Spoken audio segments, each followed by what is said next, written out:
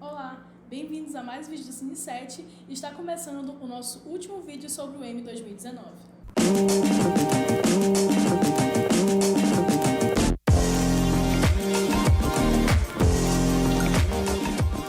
E na premiação deste ano nós tivemos um saldo muito positivo para a HBO. Ela saiu como grande campeã com 34 prêmios para casa, enquanto a Netflix ficou em segundo lugar com 27, até que a diferença não foi tão grande assim, né?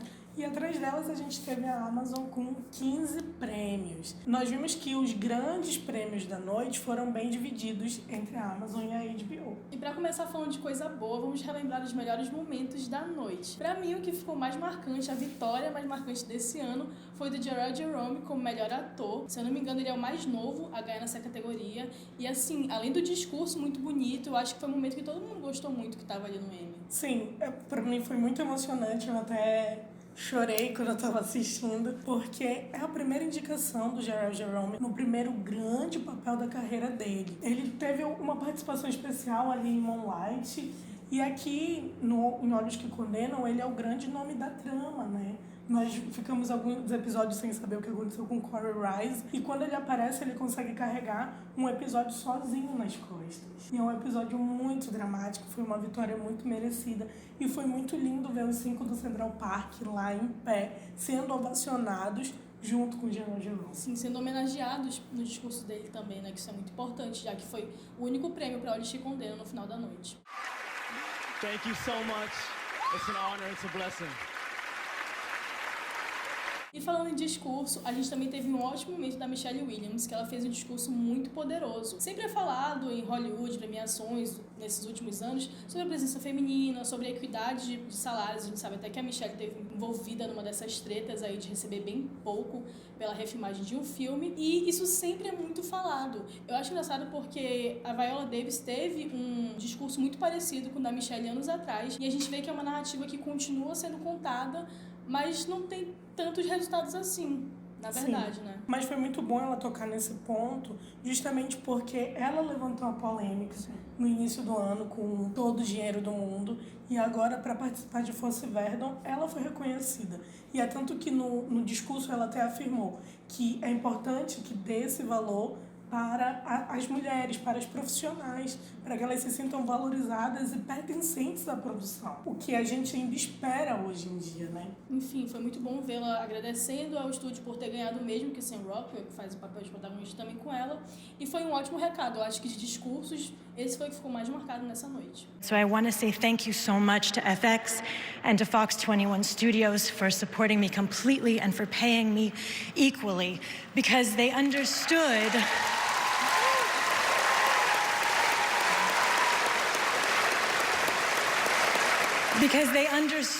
that when you put value into a person, it empowers that person to get in touch with their own inherent value. And then where do they put that value? They put it into their work.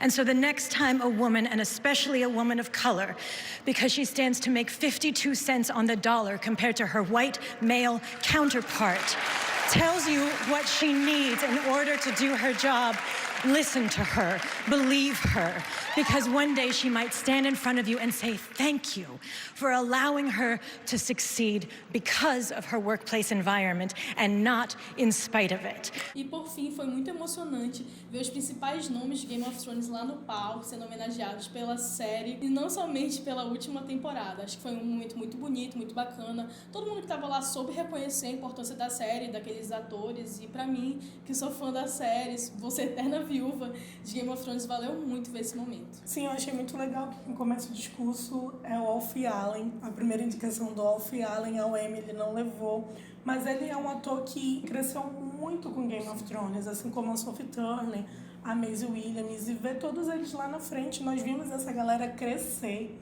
Eles cresceram junto com a gente nessa última década. A forma também como eles foram ovacionados pela plateia foi um momento único. A única coisa ruim foi que a câmera focou na cara do D&D, mas fora isso, foi emocionante. E ainda mais o Kit lá do lado da Emília me relembrou muito o meu casal de Oneres quando eu torcia para que eles ficassem juntos. E é claro que não poderiam faltar as grandes surpresas da noite. E engraçado que esse ano tudo aconteceu, a maioria pelo menos aconteceu, nas categorias de drama. Que a gente tinha aquela indecisão sobre efeito Game of Thrones. Nesse caso, uma série que surpreendeu e saiu muito bem positivamente foi Ozark, da Netflix. Ela ganhou como melhor direção e melhor atriz coadjuvante também em série de drama, que eram duas categorias que ela não era nem um pouco favorita e acabou levando. Deixa eu me achar um pouco, porque eu previ lá nos nossos vídeos de apostas que a Julia Garner ia levar esse Emmy, porque diferente do que a temporada fez com a Lena Headey, que é uma excelente atriz, nós vimos grandes atuações da Lena Headey durante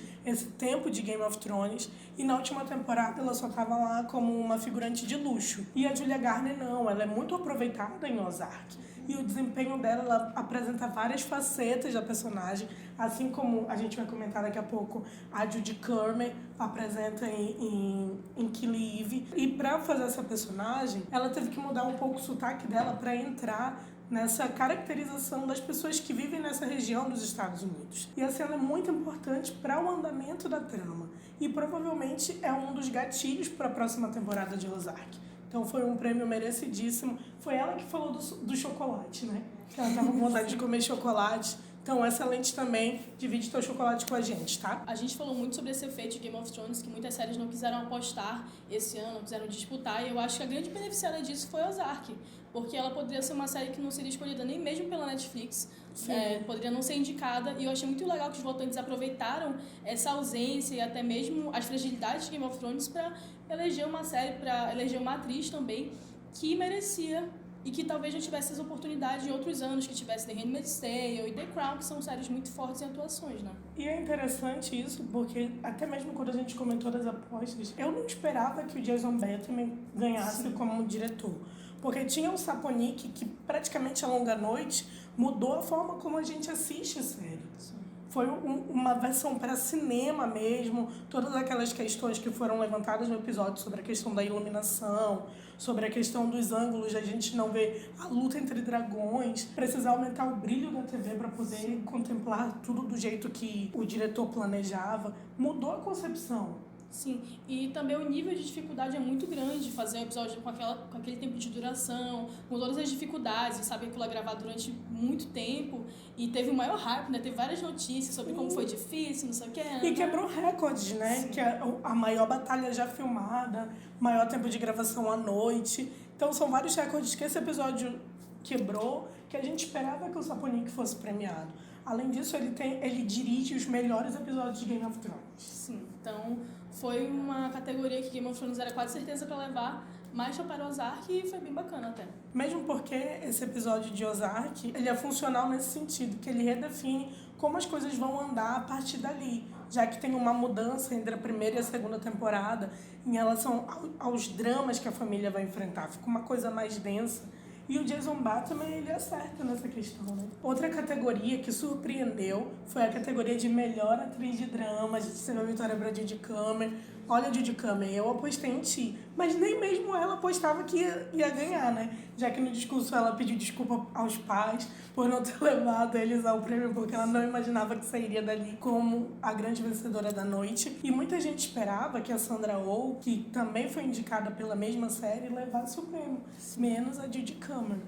Eu acho que esse foi um caso do Emmy lançar uma tendência. Eles também têm essa questão de indicar uma série que é nova, um pouco conhecida, e até mesmo premiar uma atriz que já teve trabalhos bacanas, mas não teve nada tão significante quanto Killing Eve. Então, esse basicamente é o início de carreira de premiação, eu acho, para ela. Uma atriz nova, então com outras séries ela pode vir a disputar, enfim, em várias categorias, eu acho até mesmo comédia. Por que não, né? Tem esse ponto, eu acho que por Killing Eve ser da mesma criadora de Fleabag, a Phoebe Waller-Bridge, ela tem essa verve, assim, parecida com a série de comédia, porque ela tem várias faces e eu não consigo levar ela a sério. Eu sei que ela é uma vilã, uma serial killer, que ela tem um sangue frio, mas tem momentos que a gente não consegue levá-la a sério. E é muito interessante essa faceta na atuação da Judy Curmer. E por fim, outra surpresa da noite também foi o prêmio de melhor roteiro para drama, que foi para a série Succession. A gente já esperava que não fosse para Game of Thrones, por todas as polêmicas, mas tinha Better Call Saul que estava bem forte e acabou não levando nada, né, nessa noite. Sim. Esse episódio de Succession, ele fecha a primeira temporada e é interessante que tem uma reviravolta no final do episódio que é simples, mas é um gatilho para essa segunda temporada que a gente está tendo agora. E talvez isso seja o que tenha levado a trama a ganhar o prêmio de melhor roteiro. Com essas categorias de drama tão indefinidas e bem diferentes, a gente teve um favoritismo muito grande já em minissérie e em séries de comédia. No caso de minissérie, Chernobyl, como esperado, levou a maioria dos prêmios, não é mesmo? Chernobyl só não levou nada nas categorias de atuação, sim, né? Mas as categorias técnicas, ela predominou sendo coroada a minissérie do ano. Nós sempre conversávamos aqui que ficaria entre Olhos que Condenam e Chernobyl.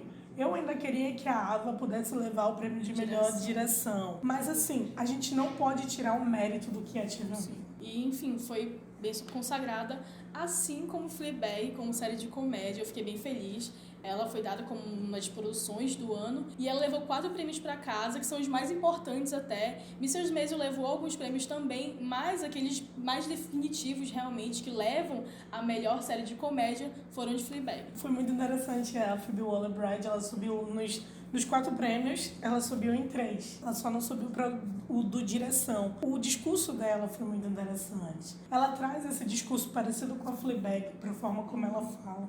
Eu achava, ali quando Maisel ganhou os 2 primeiros prêmios da noite, de ator e atriz coadjuvante, e já tinha ganho como os atores convidados, né, de comédia, eu achei que poderia levar o prêmio da noite. Só que Fleabag veio realmente para dominar e é a última temporada da série, né? Sim. Tem fãs que querem que o estúdio volte a fazê-la, mas ela consegue se fechar. E essa segunda temporada, ela é bem mais interessante do que a primeira.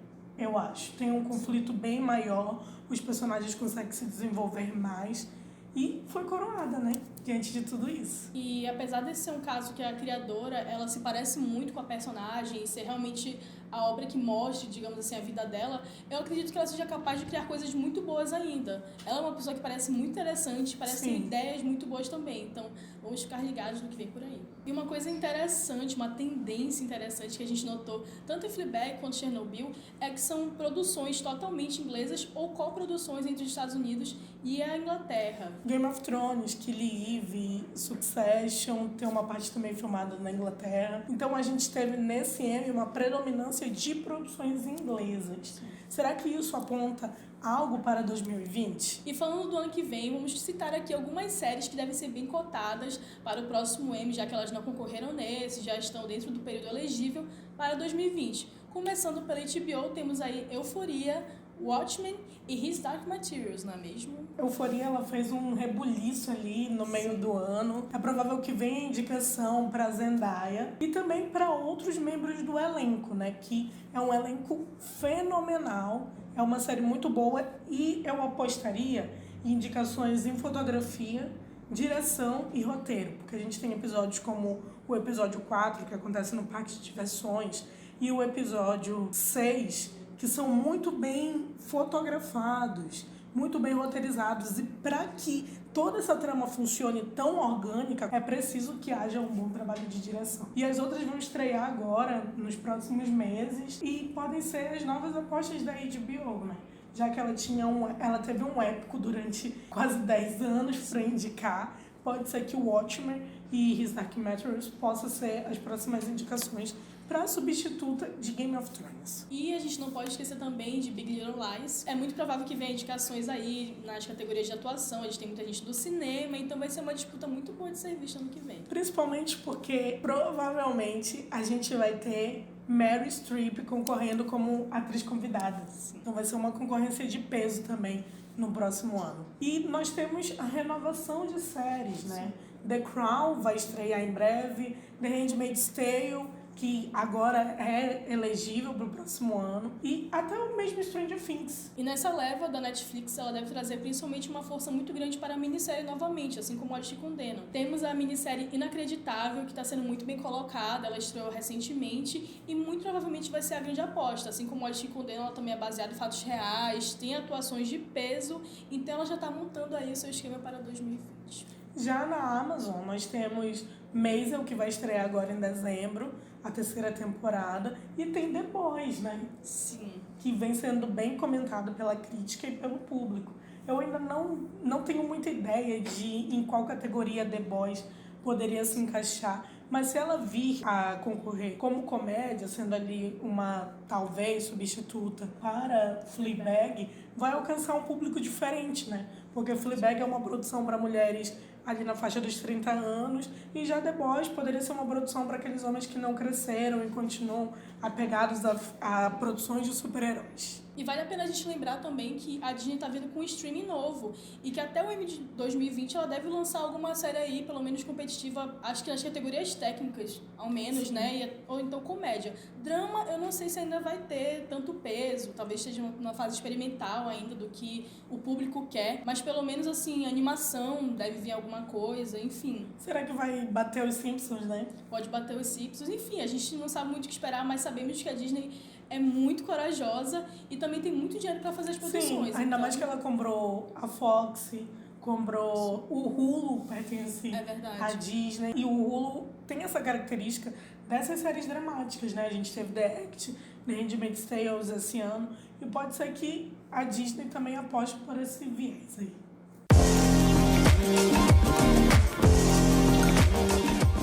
Então esse foi o nosso último vídeo do Emmy 2019. Fala aqui pra gente nos comentários quais foram os seus melhores momentos, quem foi que você torceu e viu subir ao prêmio, ou aquela pessoa que ganhou e você achou super injusto. Fala pra gente aqui nos comentários. No próximo mês nós vamos fazer uma sessão especial com vários vídeos sobre terror aqui no canal, com indicações e várias séries novas pra vocês verem. Inclusive, se você tem alguma indicação de tema sobre terror, de série com essa temática que você gosta, fala pra gente aqui nos comentários. Se você gostou desse vídeo, curta o nosso canal, se inscreva e até a próxima.